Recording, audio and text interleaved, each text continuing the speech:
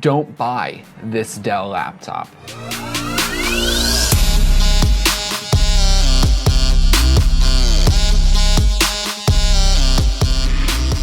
Why, hello everyone and welcome. So, for the last couple years now, I've been using a 15-inch MacBook Pro from 2014, and there's a reason why that is my main machine for video production. However, I've always had a desktop for gaming, for, some more beefier processing and whatnot. Unfortunately, I have turned that machine into a Hackintosh and gave it to one of my editors here so they can edit on a computer in the studio. But that leaves me without a gaming machine, without a high-end PC. So that's why I picked up this. This is the Dell Inspiron 15-inch 7000 gaming series laptop. Specifically, this is the 7577 model. It comes with an i7 CPU, quad-core 7th gen, fortunately not 8th gen.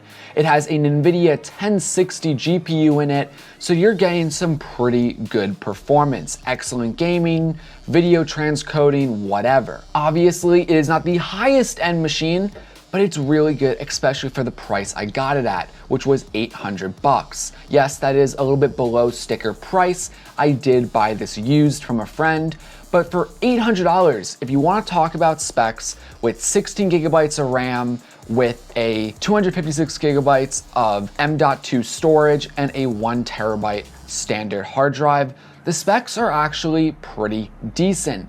If you want to do gaming, video editing, this machine is going to handle it. This model has just a standard 1080p HD display. However, you can get a higher resolution display if you desire. Obviously, the CPU and GPU are not the highest end you can get in a gaming machine, but the fact that the thermals on this computer are so good, you really don't have to worry about thermal throttling, so you'll actually be able to utilize all of the processing and graphics power, and that's not something you can say about all gaming grade and high-end machines.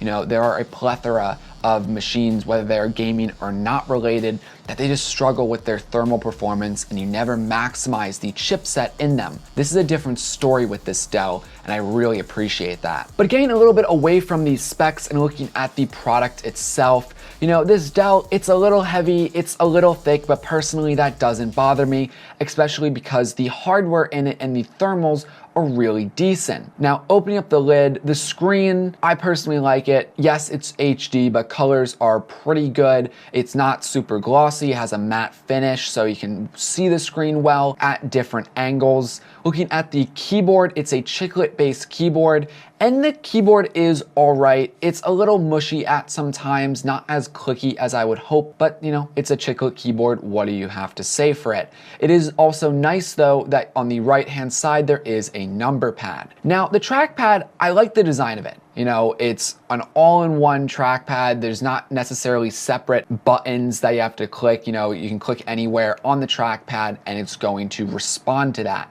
And I do like that. However, the trackpad has a significant flaw. And it's not necessarily the trackpad, it has to do with the entire computer. Yes, this computer is thick. Yes, it is heavy.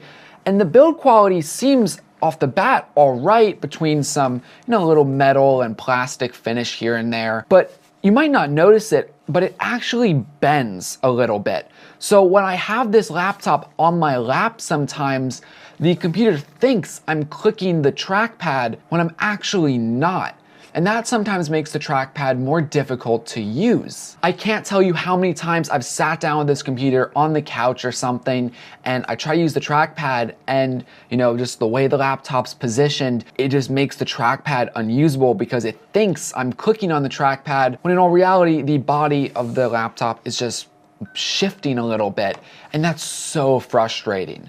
It makes this laptop sometimes unusable for being a laptop. Now, don't get me wrong, at a desk, absolutely no problems. You don't notice any issues with the trackpad or anything, unless you have something, wedged under the laptop and your laptop's not on an even surface. That's when you could have problems. But again, at a standard desk, you're absolutely fine. And quickly, just a couple other things to mention. The keyboard itself, it has a backlight, so it illuminates in red if you desire, so you can easily type in the dark. Also, the power button doubles as a fingerprint reader for unlocking your machine, and I personally do like that. However, right now it is on Linux, so I can't utilize that, but on Windows it works pretty well. On the flip side though, this machine does suffer battery life wise. It has a relatively small battery, and sometimes it's a struggle to get up to 4 hours of use on it. I mean, of course, your mileage will vary depending on what you are doing with this machine, but it does not have an all-day battery life by any means.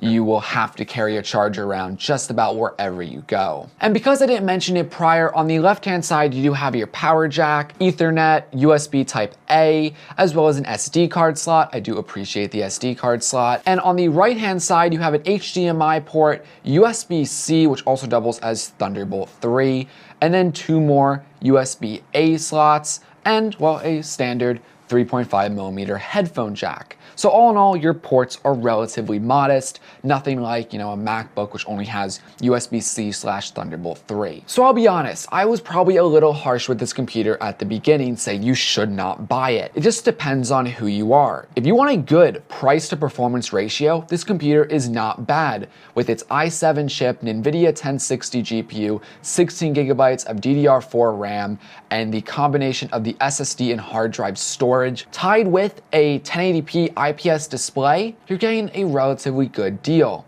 However, it makes a very poor laptop when you're carrying it around. It sometimes is unusable on your lap due to the trackpad issues, and with the battery life, again, it's just really not that portable. I've been using this computer for a couple months now, and I am selling it because it doesn't make a great portable machine. So that is my video on this Dell 15-inch 7000 Gen gaming series laptop. Do you have this computer? Are you interested in it? Again, Amazon link down below, or you could probably try to find it on eBay or something. Anyway, guys, that's the video. If you have any questions, comments, concerns, leave them in the comment section below. Anyway, I'm Eric, and I'll catch you in the next one.